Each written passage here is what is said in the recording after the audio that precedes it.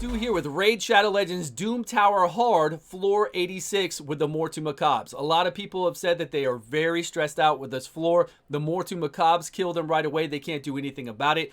I'm going to bring in Kantra. I'm trying not to bring in very many legendary champions. Kantra has such a good lead, and she's like a Doom Tower queen, I think, in my eyes.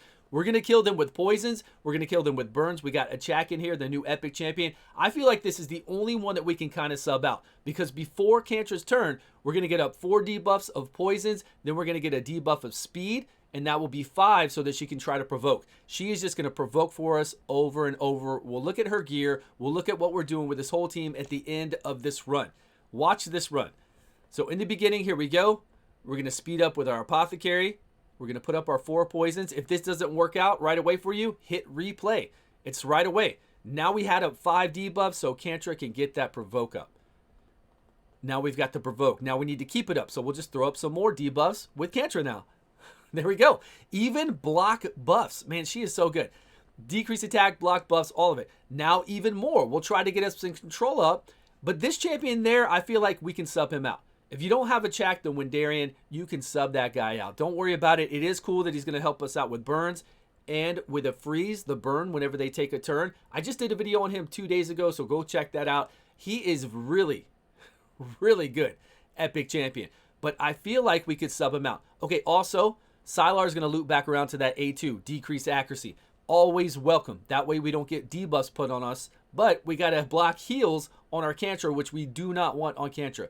Kantra will heal whenever a debuff falls off the enemy. She takes 4% less damage per debuff on the enemy, so she's such a good tank. So we definitely don't want up that block heal. We want her to heal every time a debuff falls off, so she'll stay at max. We also have the stun set on Sylar, so that's helping us. Anytime you have a stun set on somebody that can AoE through the Doom Tower, you're going to be much better off. There we go with some stuns.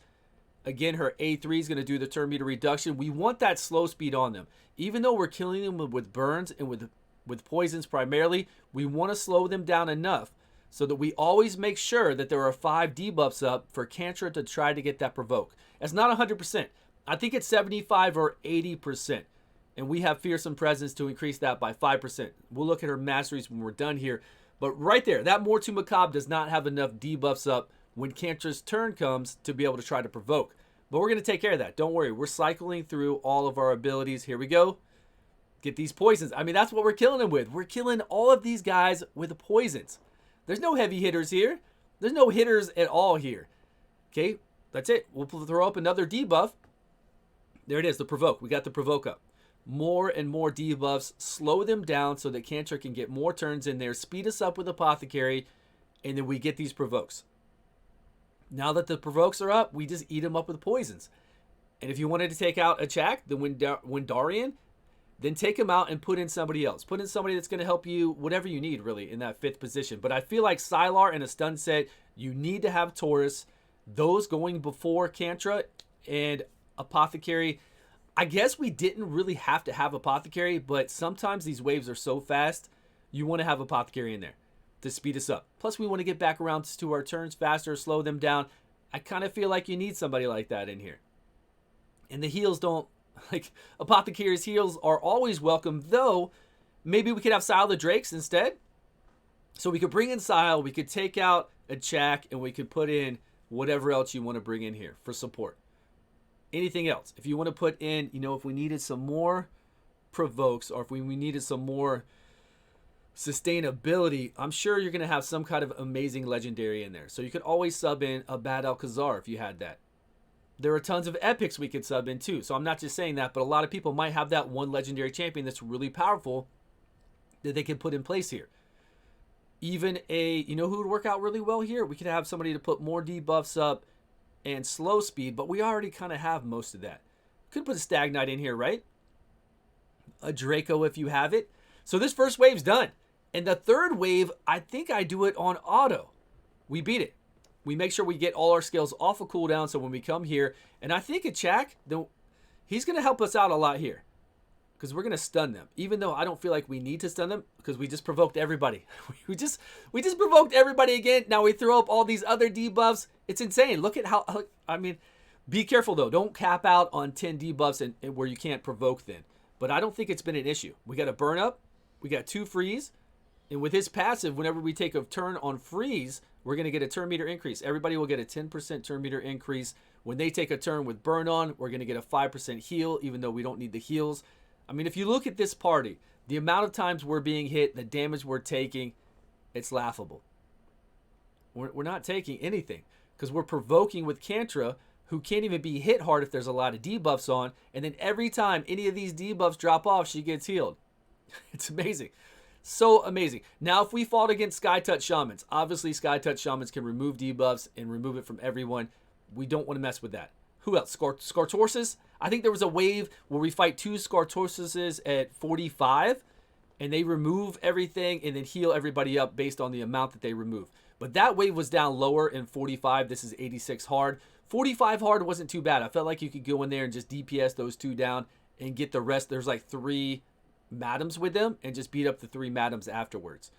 But on this wave, what?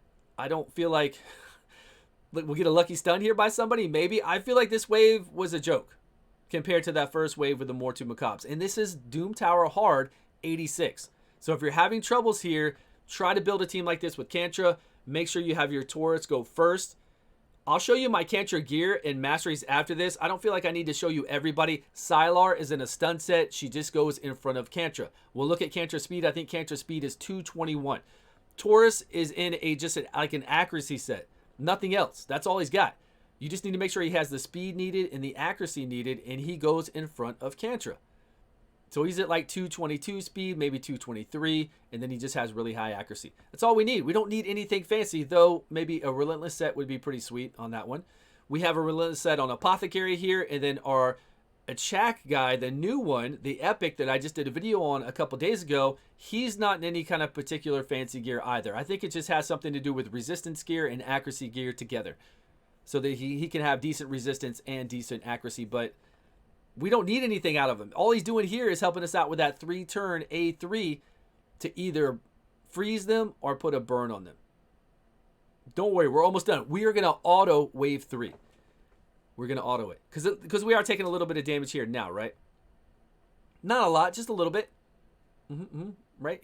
Heal up if we want to. We don't really need to heal up, right? We're going to heal as we go through the waves a bit. We did take a hit there, but he hit Kantra for nothing. Just regular A1 hits. No issues.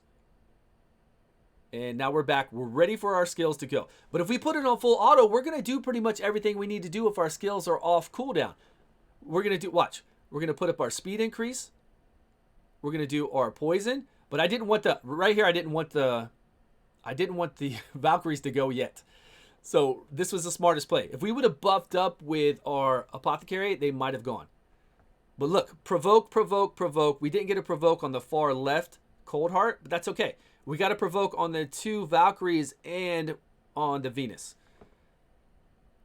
Now we got a freeze and a couple burns up to help us melt everybody down slowly. More debuffs. So we can reapply that provoke. Here we go. It's almost going to be her turn. Decrease. We got a stun up. We got decrease accuracy. I mean, the amount of debuffs are amazing. It looks beautiful. I love just seeing red across the board. Provoke, provoke, provoke again. And I've already hit auto. We're on auto now. And that's it. This one, although I will say that when I hit auto, a minute into auto in just a second, like we're going to beat this in a minute time. So like 30 seconds into auto, everybody was taking a lot of damage. And I was like, wait a minute. I was kind of scared. But Kantra comes in here and on her A1, she can steal. Watch this. She's going to steal HP shield. Look at that HP shield on her now. No Valkyrie. No HP shield for you. It's amazing. She's so good. Kantra is amazing. Yes, you have to build around her, of course. You have to make a team that's going to put up the debuffs. But when you have somebody like Taurus, and I did have him at 50 today, earlier this morning, I took him to 60 because I wanted to be able to get a banner on him and I wanted to gear him better for survivability. Though on this team, I don't know if I really needed to do that or not. But on other teams where I feel like he's going to take some hits, I made him stronger. But I did have him at 50. I had him at, it's going to be really hard on the gear to get him at the right speed and the right accuracy at 50, but you can do it. Look at that, full auto. Full auto, last wave, easy times. I love it. I love seeing all this red up. This wonderful one-eyed barbarian. So we have a 2-piece accuracy, 1-piece speed set, accuracy banner, defense, defense, defense, defense, and speed on her. She can take the hits. Here's her total stats are 221, 5,000 defense, 356 for the accuracy, and then the masteries, of course she's booked, right? I have her fully booked. 3-turn cooldown to put up all these debuffs randomly. But we're not at 100% chance. I think we're at a 75. So we're going to get Sniper for a 5% chance additional, but you already saw what she was doing. Then on the A1, we can steal, and then here is her whole entire passive. Not only did we put up decreased accuracy with Sylar, but we decreased their accuracy just from having debuffs up. So I don't know what their accuracy was at, but it had to be super low. Takes 4% less damage for each debuff on the attacker. Heals this champion by 1,250 each time a debuff expires on the enemy. And then we do. We've got an 80% chance to provoke for 1 turn, as long as there's 5 or more debuffs. This champion can place debuffs on weak hits. She is so broken for this. So great. So use her. Masteries, I just went down here for Fearsome Presence to get an additional 5% chance to get that provoke up. Things so we don't get hit as hard. Then we go down here to all the accuracy. Maybe we can get a reset on a skill. We come down here to Evil Eye. Then, of course, like I said, we don't have a 100% chance to apply all those debuffs. I think it was 75. This will increase it to 80% chance. And then we do want to extend those debuffs that we have as often as possible. She is amazing. I hope that helped everybody out there for Doom Tower 86 hard to get past those Mortu-Macaabs. We will work on other teams that don't rely on legendary champions. But for now, if you have her, if you did the fusion back whenever it was, use her. She's so good. Thanks all so much for watching. Please subscribe if you haven't. And I will see you all on a video soon.